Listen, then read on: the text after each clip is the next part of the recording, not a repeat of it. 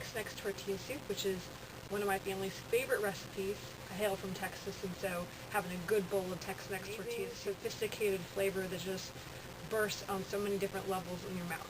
So not only that, but it's really good for you with lots of nutritious vitamins, and you can make it so that it's really simple to have as a lunch and as a dinner, because we're going to use the crock pot. So join me today while we make ingredients that you need to make this tortilla soup. The most important one being the chicken broth, which I actually make in advance with chicken stock, and I'll go over that another time. But make sure that you buy some that's organic. It doesn't have any MSG or natural flavors. And I make about this much. I guess it would be close to a quart. That's about how much you'll need for it. Now the reason why you don't want to have any natural flavors or MSG is because monosodium glutamate is an excitotoxin. What that means is there is a communication from the brain down the spinal cord to all the organs of your body. And neurotransmitters are these little chemical reactions or peptides that happen at the synapse, where the communication place between the nerve endings from one site to the other.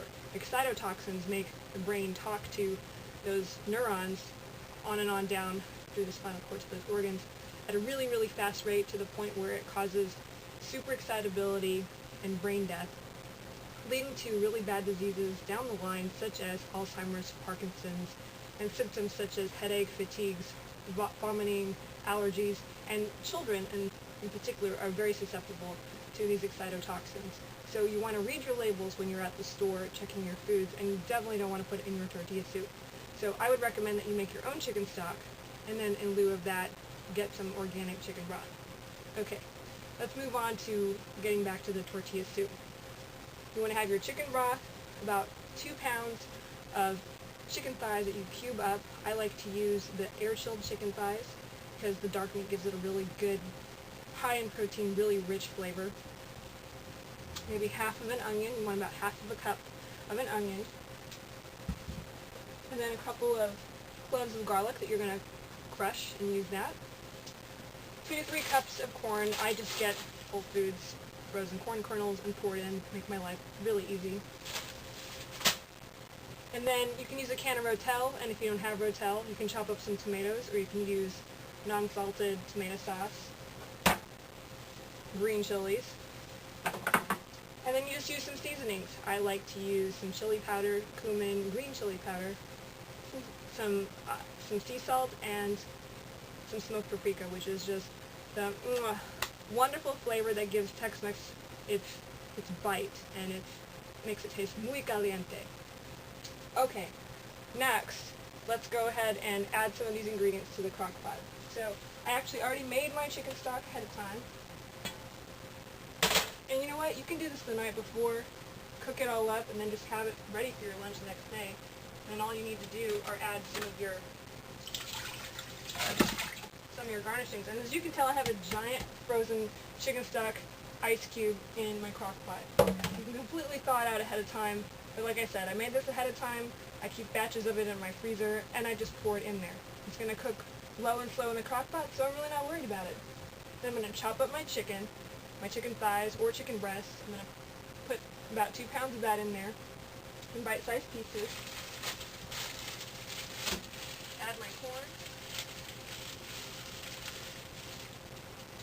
Add my Rotel, and add my seasonings. So as far as my sea salt goes, I use enough to give it some flavor, and if I've already flavored my chicken stock enough, then I don't need to add a whole bunch more, although the chicken's going to absorb that flavor. So I would say anywhere from maybe around, 2 to 4 tablespoons, but just season that to taste. This is my green chili powder in a different bottle, and I'll just sprinkle a little bit of that in. Sometimes kids don't like super spicy, but spicy is good. A lot of these seasonings like cumin and the chili powder are really great as far as they're anti-inflammatory agents, so they help remove any sort of extra inflammatory agents or free radicals that may be in your body, which that is stuff that you can get with MSG. So this is a good counter, and just for the free radical damage that occurs in the cell on a day-to-day basis. So I'll just shake a little bit of chili powder in there.